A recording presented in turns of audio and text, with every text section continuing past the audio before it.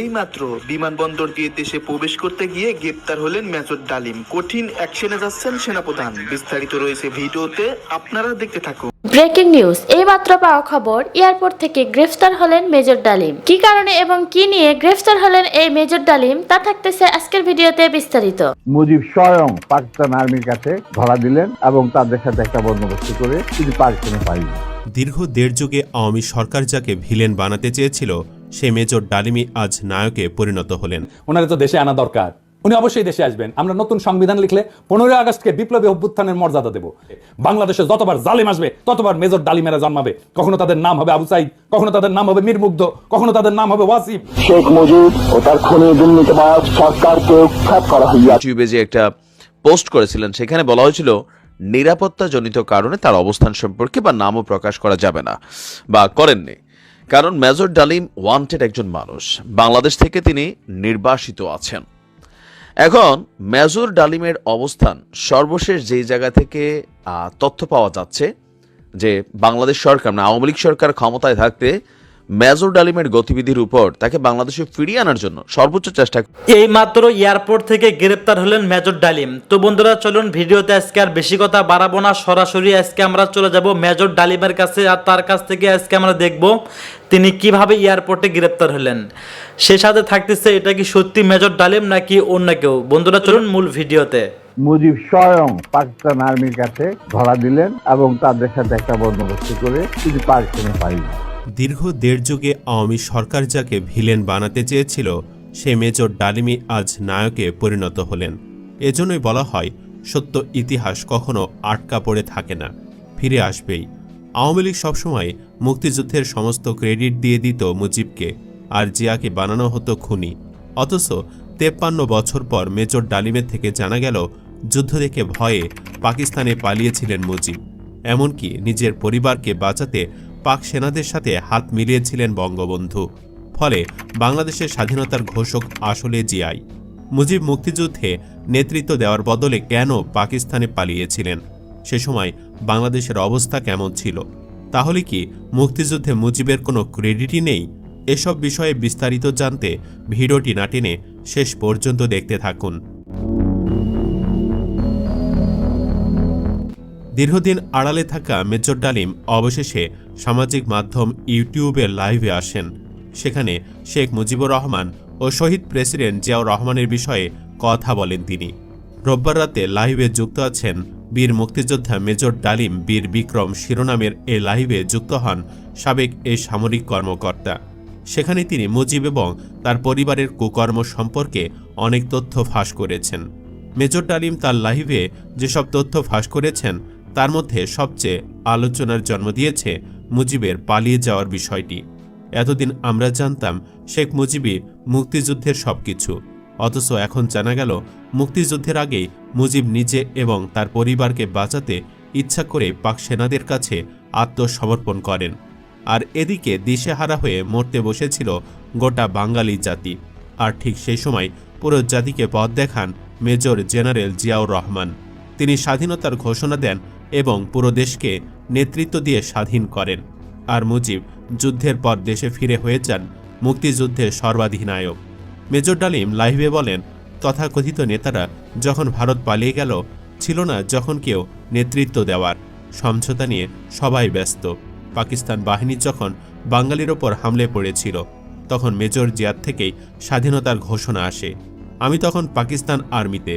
Major জিয়ার ঘোষণা শুনে মনে হলো আর বসে থাকার সময় নেই। আমরা তখনই পাকিস্তানের বিরুদ্ধে যুদ্ধে নেমে গেলাম। মেজর ডালিম বলার আগেও শেখ মুজিবের এক সময়ের বন্ধু তাজউদ্দিন আহমেদ তার নেতা ও পিতা বইয়ে লিখে গেছেন, শেখ মুজিব 25 মার্চ ইচ্ছাকৃত গ্রেফতার হয়েছেন। তিনি স্বাধীনতা ঘোষণা দিতে অস্বীকৃতি জানান। শেখ মুজিবুর রহমান নিজে ইচ্ছাকৃতভাবেই পাকিস্তানি বাহিনীর হাতে ধরা দিয়েছিলেন। আর এটা কোনো কাকতালীয় ব্যাপার ছিল না। পূর্ব পাকিস্তানের পরিকল্পনা অনুযায়ী শেখ সাহেব এরকমটি করেছিলেন। মূলত তার উদ্দেশ্য ছিল পাকিস্তানের প্রধানমন্ত্রী হওয়া। এজন্য বরাবরের মতোই তিনি পাকিস্তানের বিরুদ্ধে যেতে চাইতেন না। চিন্তা করুন, মুজিব লোকটা কতখানি ক্ষমতা লোভী ছিলেন, ঠিক তার মেয়ে হাসিনার মতোই। মানে মুজিব এতটাই ক্ষমতা লোভী ছিলেন যে পাকিস্তানের সাথে হাত মেলাতেও কার্পণ্য করেননি।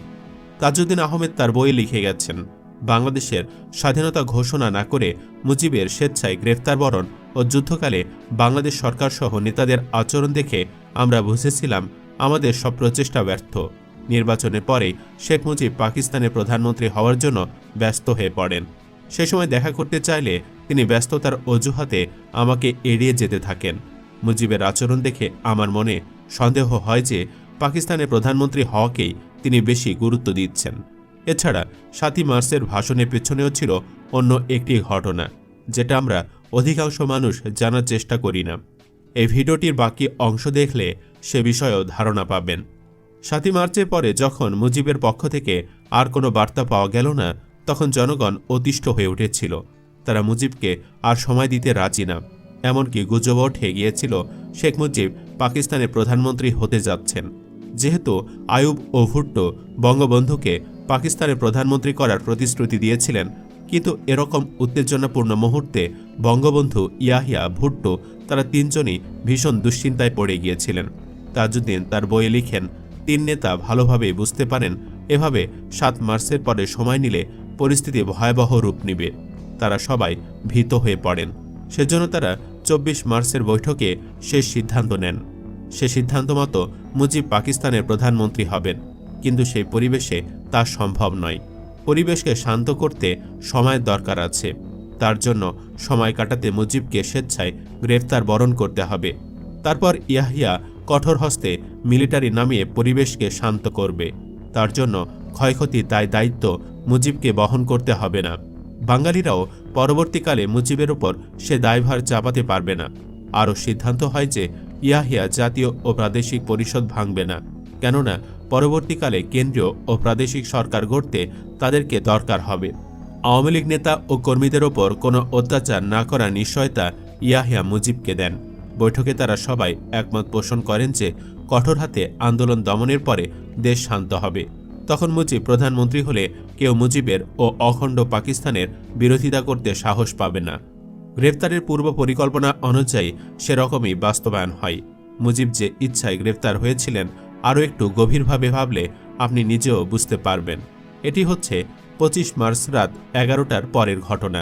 তাজউদ্দিন লিখেন, শেখ মুজিবুর রহমানকে ফোন করি এবং তাকে আন্ডারগ্রাউন্ডে যাওয়ার অনুরোধ জানাই। তিনি আমাকে বললেন যে তখন সেখানে নজরুল ইসলাম, শেখ মনিসহ প্রায় সব আওয়ামী লীগ ও ছাত্র নেতারা আছেন। তাদের সবাইকে তিনি আন্ডারগ্রাউন্ডে যাওয়ার নির্দেশ দিয়েছেন, আর তিনি তখনই আন্ডারগ্রাউন্ডে বেরিয়ে পড়বেন। পরে কলকাতায় এসে জানতে পারি ওই সময় আওয়ামী লীগ নেতারা যারা উপস্থিত ছিলেন, বঙ্গবন্ধুর বাড়িতে ছিলেন, তারা সবাই মুজিবের বাড়ি থেকে বেরিয়ে আন্ডারগ্রাউন্ডে যেতে পারলেন ও নিরাপদে ভারতে আসতে পারলেন। কিন্তু মুজিব তা পারলেন না কেন? ইপিআর ও পুলিশ হেডকোয়ার্টার আক্রমণ শেলিংয়ের প্রথম শব্দের প্রায় ১ ঘন্টা পরে মিলিটারি মুজিবের বাড়িতে যায় এবং তাকে গ্রেফতার করে। ১ ঘন্টা সময় পেয়েও তিনি আন্ডারগ্রাউন্ডে গেলেন না, আর স্বাধীনতা ঘোষণা সই করা কাগজও কাউকে দিলেন না কেন? মিলিটারি নামবে খবর জেনেও তিনি বাংলাদেশের স্বাধীনতা ঘোষণাপত্রে স্বাক্ষর করে আওয়ামী লীগ নেতাদের হাতে তা আগে দিলেন না কেন? এসব প্রশ্নের উত্তর খুঁজতে সঠিক সত্য বেরিয়ে আসবে। প্রকৃতপক্ষে শেখ মুজিব সাহেবের পরিকল্পনা ছিল অত্যন্ত ভয়ঙ্কর। তিনি তৎকালীন পুরো পূর্ব পাকিস্তানের জনগণের সমর্থনকে গোপনে হাতিয়ার হিসেবে ব্যবহার করেছিলেন। ইয়াহিয়া ও ভুট্টোর সঙ্গে গোপন বোঝাপড়ার কথা মুজিব কাউকে বলেননি।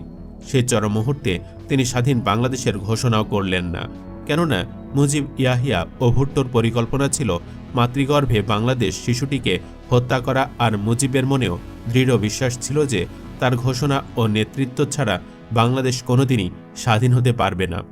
বঙ্গবন্ধুর ইচ্ছাকৃত গ্রেফতার হওয়ার ব্যাপারটা আরও ভালো বুঝতে পারা যায় মুক্তিযুদ্ধ বিষয়ক একজন লেখকের এই লেখা থেকে। মজুদ অস্ত্র হাতে নিয়ে ও অস্ত্রধারীদের বশ্যতা স্বীকার করাতে ঢাকার পিলখানা, ইপিআর হেডকোয়ার্টার ও রাজারবাগ পুলিশ হেডকোয়ার্টারে অপারেশন চালাতে পাক সেনাদের প্রায় ১ ঘন্টা সময় লাগে। তারপরে তারা লাল, সবুজ, সাদা রঙের হাউই আলো উপরে ছাড়তে ছাড়তে, তার সঙ্গে গুলি ছুটতে ছুটতে বিভিন্ন দিকে অপারেশন চালাতে অগ্রসর হতে থাকে। ৫ তলা একটি বাড়ির ছাদের ওপর উঠে সেই আলোর চমকানি দেখে ও গুলির শব্দ শুনে আমরা তাদের গতিবিধি দেখতে থাকি। আমরা দেখতে পেলাম যে রাজারবাগ পিলখানার প্রথম শেলিংয়ের শব্দের প্রায় ১ ঘন্টা পরে পাক আর্মি মুজিবকে গ্রেফতার করে। এত সময় পেয়েও মুজিব স্বাধীনতা ঘোষণা করলেন না, আর আত্মগোপনেও গেলেন না। দেশের তখনকার বাস্তব অবস্থা স্বাধীনতা যুদ্ধের পক্ষেই ছিল। মূলত তখনকার ছাত্র নেতৃত্বের চাপে শেখ মুজিব ৭ মার্চ ভাষণে এবারের সংগ্রাম স্বাধীনতার সংগ্রাম, এবারের সংগ্রাম মুক্তির সংগ্রাম এ ধরনের ঘোষণা দিতে বাধ্য হয়েছিলেন। জেনারেল ইয়াহিয়া খানের সঙ্গে এক বৈঠকে তিনি প্রকাশ্যে বলেও ফেলেছিলেন, আমি যদি আপনার কথা মতো কাজ করি তাহলে ছাত্র নেতারা আমাকে গুলি করবে, আর যদি আমি ছাত্র নেতাদের কথা মতো চলি তাহলে আপনি আমাকে গুলি করবেন। বলুন তো এখন আমি কি করি? সুপ্রিয় দর্শক, এভাবে ক্ষমতালোভী একজন ব্যক্তিকে জোর করে দেশপ্রেমিক বানানো হয়েছিল। সব মিলে কি আপনি মনে করেন স্বাধীনতার ঘোষক আসলে কে, জিয়া নাকি মুজিব? কমেন্ট বক্সে জানিয়ে দিন আপনার মতামত। ভিডিও ভালো উনি অবশ্যই দেশে আসবেন। আমরা নতুন সংবিধান লিখলে 15 আগস্টকে বিপ্লবী অভ্যুত্থানের মর্যাদা দেব। বাংলাদেশে যতবার জালেম আসবে ততবার মেজর ডালিমেরা জন্মাবে। কখনো তাদের নাম হবে আবু সাইদ, কখনো তাদের নাম হবে মীর মুগ্ধ, কখনো তাদের নাম হবে ওয়াসিফ। শেখ মুজিব ও তার খুনে দুর্নীতিবাজ সরকারকে উৎখাত করা হইয়াছে। 1975-এর 15 আগস্ট ইথারে ভাইসা আসা এই বজ্র নির্ঘোষ শুনছিল দেশবাসী। প্রবল প্রতাপশালী শেখ মুজিবের শাসনের অবসান হয়েছে, সারা দেশে কারফিউ জারি হয়েছে। কিন্তু কি অবাক ব্যাপার, কারফিউ ভেঙে দলে দলে উৎফুল্ল জনতা নেমে আসছে রাস্তায়। চারিদিকে মুক্তির আনন্দ, এক বর্বর স্বৈরাচারের পতন হয়েছে। তারপর সন্ধ্যাবেলা খন্দকার মোস্তাকের পাশে কোমরে রিভলভার গুজে যেই অফিসার শপথ নেওয়াতে যাচ্ছেন তিনি ছিলেন মেজর ডালিম। মেজর ডালিম রাতারাতি হয়ে উঠছিলেন নায়ক, সাহসের প্রতিমূর্তি। তারপরে 75-এর সব বীরকে পাঠানো হলো নির্বাসনে। সে আরাকালা আরেকদিন করবে। এরপর তিনি শুধু নামই ছিলেন ইতিহাসে। ওনার সাথে আমার প্রথম যোগাযোগ হয় 2019-এ প্যারিসে আসার পরে। ওনার সাথে চ্যাটিং হতো। ওনার একটা ফেবু আইডি ছিল ফ্যালকন আইজ নামে। নানা বিষয় আলাপ হইতো, ব্যাপক পড়াশোনায় ভদ্রলোকের। আমার সাথে ফোনে বা ভিডিওতে কখনো কথা হয়নি, তবে আমার ঘনিষ্ঠ সার্কেলের অনেকের সাথেই নিয়মিত কথা হইতো। আমি কথা বলতে চাইছিলাম, উত্তরে বলছিলেন বলবো সময় হইলেই। আমার স্বাধীনতা উত্তর বাংলাদেশ বইটা প্রকাশিত হইলে পড়তে চাইছিলেন, আমি পাঠাইছিলাম সুইডেনে ওনার এক শিষ্যের কাছে। উনি বই পাইয়া বই হাতে ছবি পাঠাইছিলেন, এটা নিশ্চিত করতে যে ওনার কাছে পৌঁছাইছে। আমি আমার সার্কেলে ওনারে বড় ভাই বলে ডাকতাম, জিজ্ঞেস করতাম বড় ভাই কেমন আছেন, কি বলেন। কোন রাজনৈতিক পরিস্থিতিতে জানতে চাইতাম বড় ভাইয়ের রিডিং কি। একটা সময় খেয়াল করলাম উনি ভুলে যাইতেছেন জিনিসপত্র, ডাক্তারি ভাষায় যাকে বলে কগনিটিভ ডিজিজ। তখন থেকে ওনাকে বলতে শুরু করলাম বুড়া। তো জিজ্ঞাইতাম বুড়াটার খবর কি। যাই হোক, উনি নাকি বলছেন যে উনার বয়স 75 বছর, আসলে উনার বয়স 78 বছর। উনার জন্ম 1946 সালে উইকিপিডিয়ার তথ্য অনুসারে। 64 সালে বিমান বাহিনীতে যোগ দেন ঠিক 18 বছর বয়সে। বুড়া বয়সে 3 বছর কমায় বলছে আর কি, আমার অনুমান ভুলে বলছে। এপিসোডের স্ক্রিপ্ট লিখতে লিখতে ওনার ছবিটা খুঁজতেছিলাম, যে ছবিটা দেখাইলাম আমার বই হাতে ছবিটা পাইতেছিলাম না। তো সুইডেনের বাইরে ফোন দিলাম, তো উনিও খুঁজতেছেন। এর মধ্যে বুড়া ফোন দিছে ওই সুইডেনের বাইরে। তো উনি যখন জানলেন যে আমি লাইনে আছি, উনি স্পিকার দিলেন, আমি শুনতেছি। উনি বলতেছেন আমাদের দুইজনকে স্পিকার দিলেন। উনি জিজ্ঞেস করলেন পিনাকি কি দেখছে আমার লাইভ? আমি বললাম হ্যাঁ দেখছি বড় ভাই। তো সুইডেনের বড় ভাই ওনারা বলতেছেন আপনি পিনাকির বই হাতে একটা ছবি তুলছিলেন না, আছে ওইটা? আমি শুনতেছি। তো বুড়া বলতেছে পিনাকি বই লিখছে নাকি? কই, আমি তো দেখি নাই। তো রিসেন্ট মেমোরি নাই হয়ে যাইতেছে, আর্লি সাইন অফ আলঝেইমার্স। যাই হোক, বুড়া আমাদের মাঝে আরো অনেকদিন বাইচা থাকেন। ওনার লাইভ এপিসোড করছে ইলিয়াস। এইটাই সম্ভবত বাংলাদেশের মানুষের সর্বোচ্চ দেখা লাইভ। ইউটিউবে একসঙ্গে সর্বাধিক সংখ্যক দর্শকের লাইভ স্ট্রিমের রেকর্ডটা 8 মিলিয়ন। তবে এইটা বাংলা ইউটিউবের সর্বোচ্চ, এটা নিঃসন্দেহ। এবং আমার মনে হয় এই রেকর্ড আর কেউ কখনো ভাঙতে পারবে না। এইবার আসেন এপিসোডের প্রসঙ্গে। বাম, আওয়ামী লীগ আর প্রগতিশীল বিএনপি পুচ্ছে আগুন লাগিয়েছে একই সাথে। যাই হোক, আমি সবগুলা আগুন নিয়ে আজকে কথা বলবো না, কয়েকটা আগুন নিয়ে কথা বলি। প্রথম অভিযোগ কি, মেজর ডালিম নাকি খুনি। আসলে কি মেজর ডালিম খুনি? আসলে না খুঁজে দেখি। বিপ্লবী এবং সৈনিকদের খুনি বলা যায় না, কারণ তাদের কর্মকাণ্ড এবং উদ্দেশ্য সাধারণ অপরাধীর সাথে তুলনা করা যায় না। আদালত যখন প্রাণ নেয় সেটাকে খুন বলা যায়? একজন সৈনিক যখন দেশের শত্রুকে হত্যা করে সেটা কি অপরাধমূলক কাজ? একজন নারী যখন তার ধর্ষককে হত্যা করে ফেলে ধর্ষণের সময় সেটা কি অপরাধ? না, সেটা না। কেন না? এর কয়েকটা কারণ আছে, বুঝে দেখি। 1 নম্বর কারণ, নৈতিক পার্থক্য, মোরাল জাস্টিফিকেশন। বিপ্লবীরা সাধারণত বিদ্যমান শাসন ব্যবস্থার অন্যায় বা নিপীড়নের বিরুদ্ধে সংগ্রাম করে। তাদের কর্মকাণ্ড একটা বৃহত্তর সামাজিক এবং রাজনৈতিক পরিবর্তনের উদ্দেশ্যে পরিচালিত হয়, বৃহত্তর স্বার্থে। নৈতিক দৃষ্টিকোণ থেকে এটা ন্যায় যুদ্ধ, জাস্ট ওয়ার, এই ধারণার সাথে সম্পর্কিত। সৈনিকেরাও একটা প্রতিষ্ঠিত রাষ্ট্র বা আদর্শ রক্ষার জন্য কর্তব্য পালন করে। 2 নাম্বার, উদ্দেশ্যের মাহাত্ম্য। এটাকে ইংরেজিতে বলে এন্ডস ভার্সেস মিনস। বিপ্লবী বা সৈনিকদের কর্মকাণ্ডের উদ্দেশ্য ব্যক্তিগত স্বার্থ না, বরং এটা বৃহত্তর সমাজ জাতির জন্য। দার্শনিক ইমানুয়েল কান্ট বা জন স্টুয়ার্ট মিলের মতবাদে উদ্দেশ্যের গুরুত্ব এবং প্রভাব নিয়ে আলোচনা আছে। মিলের উপযোগবাদ বলে একটা তত্ত্ব আছে। এটা অনুযায়ী যদি একটা কর্ম বৃহত্তর জনগণের কল্যাণে হয় তবে সেটা নৈতিকভাবে গ্রহণযোগ্য। 3 নাম্বার, সমাজের দৃষ্টিভঙ্গি বা পারসেপশন বাই সোসাইটি। সমাজ সাধারণত সৈনিকদের রক্ষক এবং বিপ্লবীদের ন্যায়ের প্রতীক হিসাবে দেখে। সময়ের সঙ্গে অনেক বিপ্লবীকে নায়ক হিসেবে স্বীকৃতি দেওয়া হয়। এটার আইনি ব্যাখ্যাও আছে। এক নম্বর হইতেছে যে লেজিটিমেসি অফ অ্যাকশন, মানে রাষ্ট্রীয় বৈধতা। সৈনিকদের কর্মকাণ্ড রাষ্ট্রীয় আদেশের আওতায় ঘটে, আন্তর্জাতিক আইন অনুযায়ী যুদ্ধ বা প্রতিরক্ষায় হত্যা বৈধ যদি তা যুদ্ধের আইন মেনে চলে। দুই নম্বর হচ্ছে রাজনৈতিক লড়াই বনাম অপরাধ, পলিটিক্যাল স্ট্রাগল ভার্সেস ক্রাইম। বিপ্লবীরা সবসময় বিদ্যমান আইন ভঙ্গ করে। বিপ্লব বা অভ্যুত্থান বিদ্যমান আইনের উপরে, সেই জন্য বিপ্লবীদের কর্মকাণ্ডকে অপরাধ হিসেবে বিবেচনা করা যায় না, কারণ আইন এটা সংজ্ঞায়িত করে বা ডিফাইন করে অপরাধ, আর বিপ্লব এটার উপরে। উপরে থেকে এই অপরাধের ডেফিনেশন তো বিপ্লব গ্রহণ করবে না। জুলাই বিপ্লবে পুলিশ নিহত হয়েছিল, মারা গেছিল, মারে ফেলা হয়েছিল, এটা অপরাধমূলক কাজ না, এটা বিপ্লবী সহিংসতা। এই জন্য এই হত্যার বিচার করা যাবে না, কারণ বিপ্লব অভ্যুত্থান আদালত বা আইনের চাইতে বড়। যদি পুলিশ হত্যার বিচার হয় তাহলে ধরে নেবেন বিপ্লব পরাজিত। 15ই আগস্টের বিপ্লব পরাজিত হয়েছিল জন্য আগস্ট বিপ্লবের নায়কদের বিচার এবং ফাঁসি হয়েছিল। 3 নম্বর হইতেছে যে ইচ্ছাকৃত হত্যা বনাম কর্তব্য, ইন্টেনশনাল কিলিং ভার্সেস ডিউটি।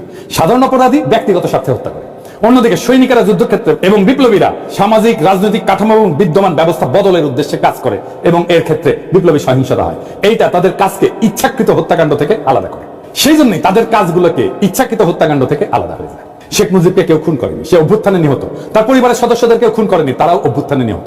দ্বিতীয় অভিযোগ হচ্ছে মেজর ডালিম শিশু হত্যা করেছে। আবার ইন্টারেস্টিংলি কৌতুকপ্রদ ভাবে এটা আইসিসে বামেদের কাছ থেকে। হ্যাঁ, মেজর ডালিম কি শিশু হত্যা করেছে? মেজর ডালিম 32 নাম্বার আক্রমণ করে নাই, তারে দায়িত্ব দিতে চাইছিল, সে নেয় নাই। কারণ মুজিব পরিবারের সাথে তার একটা ব্যক্তিগত পারিবারিক সম্পর্ক ছিল। সে গেছিল মুজিবের ভগ্নিপতি আব্দুর রব শেরনিয়াবাতের বাসা। সেখানে তার 14 বছরের বয়সী মেয়ে বেবি, 12 বছরের বয়সী ছেলে আরিফ এবং 4 বছর বয়সের নাতি সুকান্ত আব্দুল্লাহ, যেটা আবুল হাসনাত আব্দুল্লাহর ছেলে, ও মারা যায়। আবুল হাসনাত আব্দুল্লাহ হারামজাদাটা পানির ট্যাঙ্কে লুকেছিল, বেঁচে যায়। কিন্তু কথা হইতেছে বাড়ির নারী আর শিশুদের বন্দুকের মুখে ফেলায় পানির ট্যাঙ্কে লুকেছিল কেন হারামজাদাটা? ওইটা জয় বাংলা হইলে তো আরো সুবিধা হইলেনি। যাই হোক, এবার আসে দেখি মহান বিপ্লবের সময় শিশুদেরকে হত্যা করা হয়েছিল যতগুলো বিপ্লব হয়েছে ইতিহাসে, যেগুলোর নাম জানি আমরা, যেগুলো নিয়ে কাইট হয়ে পড়ে যায় বিপ্লবীরা। আসেন সেটা দেখি। ফরাসি বিপ্লবের সময় লুই শার্লস, যাকে লুই সপ্তদশ বলা হয়, মানে রাজা ষোড়শ লুই এবং মেরি আন্তোয়ানেটের ছোট ছেলে, বন্দী অবস্থায় খাইতে না দিয়ে কারাগারে রেখা মৃত্যুর দিকে ঠেলে দেওয়া হয়। যখন তার মৃতদেহ বের করা হচ্ছিল তার শরীরে কোনো মাংস ছিল না, কঙ্কালের উপরে চামড়া। বিপ্লবীরা হত্যা করবে না, কারণ তাদের পবিত্রতা নষ্ট হবে, কিন্তু খাইতে না দিয়া দিনের পর দিন কষ্ট দিয়া মেরে ফেলা যাবে। তো ফরাসি বিপ্লব নিয়ে আধিখ্যাত তো করে সবাই। আবার রুশ বিপ্লব নিয়ে তো বামেরা কাইট হয়ে পড়ে যায় না? যে বামেরা কবে তাদেরকে কইবেন এটা, যে রাশিয়ার জার দ্বিতীয় নিকোলাস এবং তার পরিবারের সদস্যদের বন্দী করে কমিউনিস্টরা। জার কিন্তু তখন ক্ষমতায় না, জারের ক্ষমতা অনেক আগেই চলে গেছে। কমিউনিস্টরা কিন্তু জারের কাছ থেকে ক্ষমতা নেয়। কমিউনিস্টরা কেরেনস্কি সরকারকে উৎখাত করে ক্ষমতা নিয়েছে, মানে লেনিন। ক্ষমতা নেওয়ার পরে 18 সালে 17 জুলাই একসাথে হত্যা করে এই জারের পরিবারকে, তার স্ত্রী আলেকজান্ড্রা এবং তাদের 5 সন্তান, অলগা, তাতিয়ানা, মারিয়া, আনাস্তাসিয়া এবং অ্যালেক্সি। লেনিন মনে করছিল জারের পরিবার যদি বেঁচে থাকে তাহলে তারা রাজতন্ত্র পুনরুদ্ধারের জন্য কাজ করতে পারে। এই জন্য পুরো পরিবারকে হত্যা করার সিদ্ধান্ত নেওয়া হয়। পরিবারের সকল সদস্যদেরকে কমিউনিস্ট বিপ্লবীরা গুলি করে হত্যা করে, পরে তাদের মৃতদেহ অ্যাসিড দিয়ে বিকৃত করে মাটিতে পুঁতে ফেলা। এর মধ্যে আনাস্তাসিয়া নিকোলায়েভনার এর বয়স ছিল 17 বছর, আর অ্যালেক্সি নিকোলায়েভিচের বয়স ছিল মাত্র 13 বছর। দুই ক্ষেত্রেই প্ল্যান করে মারা হয়েছে। অনেক পরে 15ই আগস্টে শিশুরা মারা গেছে কোলাটারাল ড্যামেজে, প্ল্যান করা হয়নি যে শিশুদের মারা হবে। এখন আমরা যদি বলি মেজর ডালিমেরা তো শিখেছে ফরাসি আর রুশ বিপ্লব থেকে, উত্তর আছে আগে বামেরা লেনিনের বিচার করুক, ফ্রেঞ্চ রেভলিউশনের বিপ্লবীদের বিচার করুক, জবাব আনুক, আমরা তারপরে জবাব দেবো। এখন অনেকের মনে প্রশ্ন হচ্ছে যে মেজর ডালিম কি তাহলে দেশে ফিরবেন বা ফিরতে পারবেন? আমাকে সুইডেনের ভাই, বড় ভাই, যিনি মেজর ডালিমের শিষ্য, উনি বলছেন ওনাকে তো দেশে আনা দরকার, উনি অবশ্যই দেশে আসবেন। আমরা নতুন সংবিধান লিখলে 15ই আগস্টকে বিপ্লবী অভ্যুত্থানের মর্যাদা দেব, আগের রায় বিচার সবকিছু ইনভ্যালিড হয়ে যাবে। তিনি তখনই বীরের বেশে দেশে ফিরবেন। 24 বিপ্লব যারা নির্মাণ করছে তাদের অনেকেরই আইডল ছিলেন মেজর ডালিম, অন্তত আমার তো ছিলেনই। ওনার নাম আমরা আকাশে লিখে রাখবো, ঈসা খান তিতুমির, হাজী শরীয়তুল্লাহর সাথে।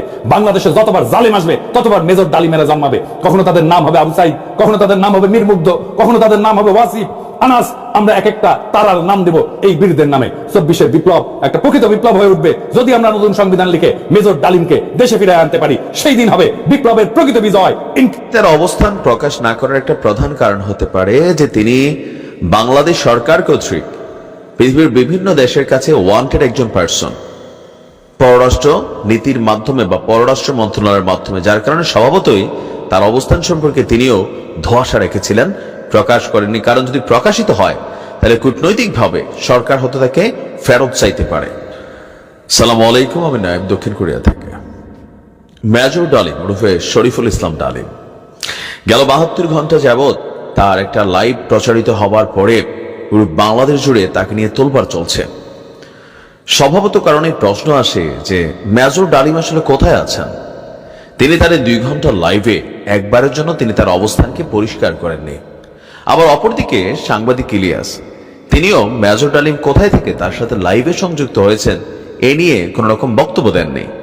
ইভেন মেজর ডালিমকে যেদিন লাইভে আনা হবে এর ঠিক একদিন আগে তিনি তার যে ফেসবুক অথবা ইউটিউবে যে একটা পোস্ট করেছিলেন, সেখানে বলা হয়েছিল নিরাপত্তা জনিত কারণে তার অবস্থান সম্পর্কে বা নামও প্রকাশ করা যাবে না, বা করেননি। কারণ মেজর ডালিম ওয়ান্টেড একজন মানুষ, বাংলাদেশ থেকে তিনি নির্বাসিত আছেন। এখন মেজর ডালিমের অবস্থান সর্বশেষ যেই জায়গা থেকে তথ্য পাওয়া যাচ্ছে যে বাংলাদেশ সরকার না আওয়ামী লীগ সরকার ক্ষমতায় থাকতে মেজর ডালিমের গতিবিধির উপর তাকে বাংলাদেশে ফিরিয়ে আনার জন্য সর্বোচ্চ চেষ্টা করেছিলেন, বাট ফাইনালি তার অবস্থানটা পাওয়া গিয়েছিল পাকিস্তানে। দীর্ঘ সময় যাবৎ পৃথিবীর বিভিন্ন দেশে তিনি রাষ্ট্রদূত আরো গুরুত্বপূর্ণ দায়িত্ব পালন করেছেন। সকল দায়িত্ব পালনের শেষে সর্বশেষ আপনার 1996 সালে আওয়ামী লীগ সরকার যখন ক্ষমতায় আসে তখন মেজর ডালিম সহ 15 আগস্টে যারা বঙ্গবন্ধু শেখ মুজিবুর রহমানের খুনিরা আছেন তাদেরকে দেশে ফিরিয়ে আনার জন্য একটা উদ্যোগ নিয়েছিল বাংলাদেশ আওয়ামী লীগ সরকার। ওই সময় এই উপলক্ষে একটা টাস্ক ফোর্স গঠন করা হয়েছিল, যাদের কাজ ছিল এই ঘটনার সাথে সংশ্লিষ্ট ব্যক্তিরা কে কোথায় আছেন, তাদের বর্তমান অবস্থান কি, ইভেন তাদেরকে দেশে ফিরিয়ে আনার জন্য কূটনৈতিকভাবে পররাষ্ট্রনীতির মাধ্যমে তাদেরকে নিয়ে আসা। তখন যেহেতু মেজর ডালিম এই টিমের একজন প্রধান খেলোয়াড়, আমরা দীর্ঘদিন যাবত এটাই জানি, এমনকি এটাই বাস্তবতা। তো তিনার অবস্থান নিয়ে ওই সময় যে টাস্ক ফোর্স গঠন করা হয়েছিল তখন বলা হয়েছিল সর্বশেষ তিনি কেনিয়ার রাজধানী নাইরোবিতে আছেন, আর সেখানে তিনি আপনার ওই আফ্রিকার বিভিন্ন দেশে ব্যবসা করতেন। এর পরবর্তী সময় তিনি আপনার পাকিস্তান চলে আসেন। পাকিস্তান সরকারের বিশেষ প্রটোকলে তাকে নিরাপত্তা দেওয়া হয়। বর্তমানেও তিনি পাকিস্তান আছেন বলেই ধারণা করা হয়। তবে মজার বিষয় হলো সর্বশেষ নাকি জোট সরকারের আমলে মেজর ডালিম একবার দেশে এসেছিলেন, তবে তার অবস্থান নিয়ে সেখানে ধোঁয়াশা আছে যে তিনি কিভাবে এসেছেন, কিভাবে বের হয়ে গেছেন। যার কারণে এখন এই তথ্যগুলো সর্বশেষ আওয়ামী লীগ সরকার 2015-16 সালের দিকে তাদের সর্বশেষ যে ডাটাবেসের কথা যে পাকিস্তান বসবাস করছেন মেজর ডালিম। তো গতকালকে যখন তার এই লাইভটা ভাইরাল হইলো, গত 72 ঘন্টায়, তখন তার সম্পর্কে অনেক তথ্য সামনে আসা শুরু হলো যে তিনি প্রকৃতপক্ষে হচ্ছেন পাকিস্তান প্রেমী। 1971 সালে পাকিস্তান থেকে বাংলাদেশ স্বাধীন হোক এটা অনেকে চাইতো না, যারা তৎকালীন সময় রাজাকার হিসাবে চিহ্নিত বা তাদের সমমনা মেন্টালিটির মানুষগুলো ছিলেন। তো তাদের অনেকেই বাংলাদেশ স্বাধীন হবার পর বিভিন্ন কারণে তারা পাকিস্তানে আশ্রয় নিয়েছে। এখন আওয়ামী লীগের সমর্থক যারা আছেন অথবা যারা সোশ্যাল মিডিয়াতে কথা বলেন, কি বলা হচ্ছে আওয়ামী লীগের পক্ষে বিপক্ষে, তারপরে এরকম কিছু ক্যারেক্টার ছিলেন মুফাসসিল ইসলাম, তার বক্তব্য হচ্ছে মেজর ডালিম তার মামাতো ভাই, এবং তিনি তার পাকিস্তান প্রীতি নিয়ে বেশ কিছু ভিডিও দিচ্ছেন। আওয়ামী লীগের নেতারা কি বলছেন ডাজন্ট ফ্যাক্ট।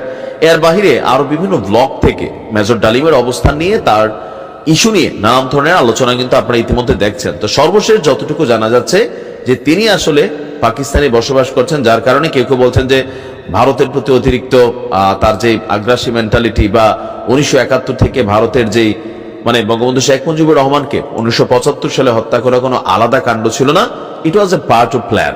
তারা যেটা মুক্তিযুদ্ধের সময় থেকে তাদের একটা প্ল্যান ছিল যে ভারতের অঙ্গরাজ্য থেকে বাংলাদেশকে মুক্ত করা। তো তারা মনে করছিল শেখ মুজিবুর রহমান তিনি ভারতের পারপাস সার্ভ করবেন, দ্যাটস ওয়াই তারা একটা বিশাল টিম তৈরি করেছিলেন, 25 বছরের ম্যাটিকুলাস প্ল্যান।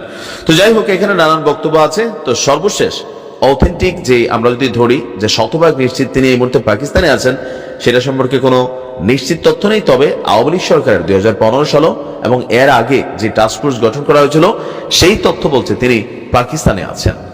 ইভেন তিনি যখন লাইভে আসছিলেন পিছনে গ্রিন স্ক্রিন ব্যবহার করা হচ্ছিল, তিনি তার অবস্থান নিয়ে নিজেও বলেন না যে তিনি কোথায় বসবাস করছেন। ধন্যবাদ প্রিয় দর্শকবৃন্দ, আমাদের ফুল ভিডিওটি দেখার জন্য আপনাকে জানাই অসংখ্য অসংখ্য ধন্যবাদ।